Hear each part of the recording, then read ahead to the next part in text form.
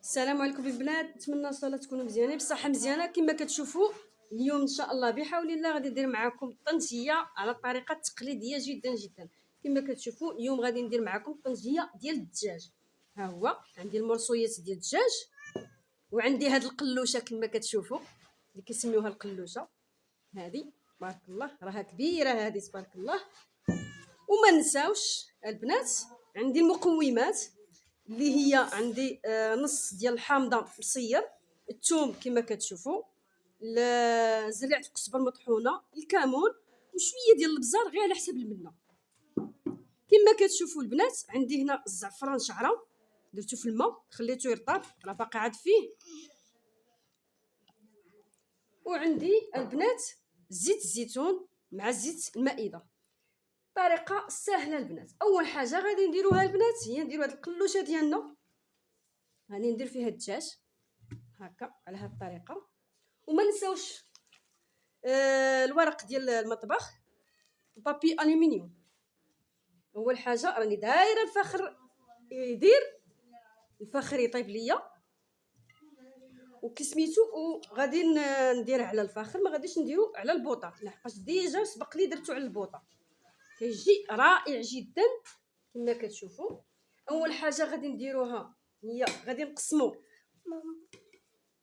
كما كتشوفوا قطعت الحامض بالصير غير باش يدخل لي هنايا. كما كتشوفوا ها هو الحامض المصير ديالنا، والبزار والثومه، البزار والثومه شويه ديال البزار البنات ما ديروش عليا. الكمون على الطريقه ديال اليد كما كتشوفوا، والثومه ضروري واحد الراس ديال الثوم، وزريعه القزبر ضروري البنات، ضروري البنات زريعه القزبر.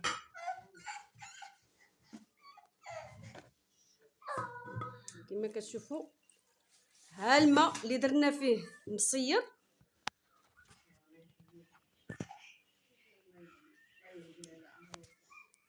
كما كتشوفوا درت الماء اللي درت فيه الزعفران شعره، وندير زيت الزيتون مع زيت المائده، وغادي نخلط كل شيء.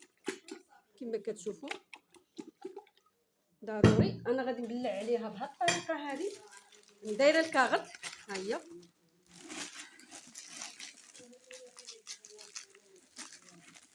ها هي راه كنحتفظ به بحال هكا، كنحتفظ به بهذه الطريقه البنات، ونبلعوها على هذا الشكل. وغادي ندير لها الخيط حتى هي ديالها، الخيط ضروري. واحد القطه واش غادي نقول لكم راها حاضياني هنايا راه ما بغاش تبعد، راه سمت ريحه الدجاج وراه ما بغاش تبعد. المهم وضروري البنات غادي تدقوها واحد بالشوكه ولا بشي حاجه تدقوها هنايا. كما كتشوفوا هذه هي الطنجيه. راني غادي ضروري تهزوا هاد الاقامه هذه باش كاع العناصر ديالها، كاع هذيك العطريه ديالها تدخل. انا غادي نطلع نديرها في السطح، عندي واحد سميتو كما نقولوا حنايا واحد الفاخر راني مزهراتو، وغادي نديرها على الفاخر. تسناوني. كما كتشوفوا البنات ها هي عندي هاد البيدو ديال الحديد، راه بها باش درت انايا هاد لاخر هاد الفاخر باش ندير فيها هاد الطنجيه ان شاء الله. راني صافي درت لها لاستيك وراه هو الفخر لتحت. ندخلوها كما هكا وغادي نبلعها.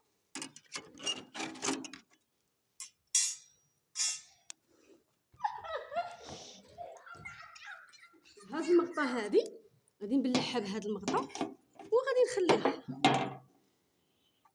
ومره غادي نطل عليها، ومره غادي كما كتشوفوا ها هو مره غادي نطلع عليها، ومره غادي نصوت عليها باش الفاخر سميتو يشعل مزيان. صافي هذا هو، وان شاء الله نتلاقاو في النهايه ديال الفيديو. ها انتم كتشوفوا البنات راني درت الطنجيه ديالي، ها هي كما كتشوفوا راه كتصوت كتطلب الشرع. هانتوما شفتوا هذا الفيديو اللي قلت لكم انا عليه، راني دايره له الفتحه هنايا كنديرو غير في المشتا، كينفعني بزاف. راه فيه فخرات، وهادو راه كتشوفوا راهم غير غير كما نقولوا حنايا بطاطا حلوه راني درتها باش نديرها حتى هي هكذا. بقاو ديروا مره كنت درت لكم واحد النهار عندي في القناه، راه درت لكم انايا قناه سميتها مأدوبتي، درت لكم انايا يعني على التفصيل على قضيه هذا الفيديو هذا راه غير فتحتها انا. وكما كتشوفوا راه عنده المغطى، راه غير محيداها.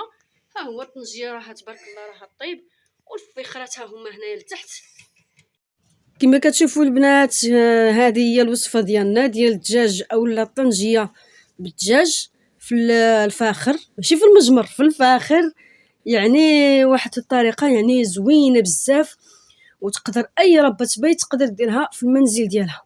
كما كتشوفوا زدت عليه واحد الحبيبات ديال البصله غير هكا مجبورين.